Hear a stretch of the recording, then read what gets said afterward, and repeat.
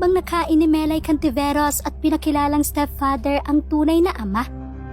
Alam nating mapagmahal sa pamilya lalo sa mga anak si Melay. Ngunit bakit kaya ganito niya akong ituring ang ama? Ano nga bang masamang nagawa nito sa kanyang pagkatao? Kilalang kilala si Melay bilang magaling na komedyante at host.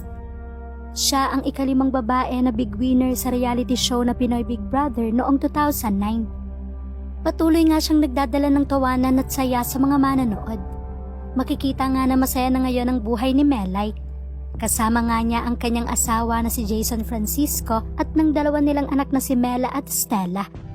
Ngunit totoo nga ba na ipinakilala ni Melay ang kanyang ama bilang kanyang stepfather? Isang alaala nga sa ama ni Melay ang ikwento nito. Dahil noong bata daw siya ay gusto niyang gumanti sa pagdidisiplina sa kanya ng kanyang papa. Long time ago, dahil lagi ako nabubugbog, napapalo at napapagalitan. Kaya sabi ko sa self ko para makagante pag tinatanong ako ng classmate ko kung sino siya.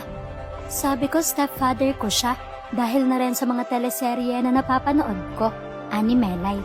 Ngunit sa tuwing sinasabi raw ito ni Melay ay nagtataka ang mga kaklase dahil kamukha niya ang kanyang ama.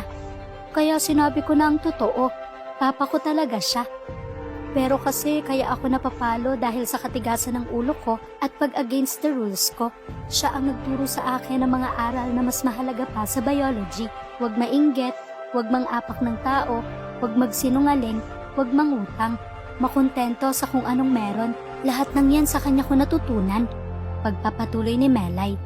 Inilarawan rin niya ang ama na parang psychologist dahil alam agad nito ang nilalaman ng puso at isip nila. Di ka makakapagsinungaling dyan.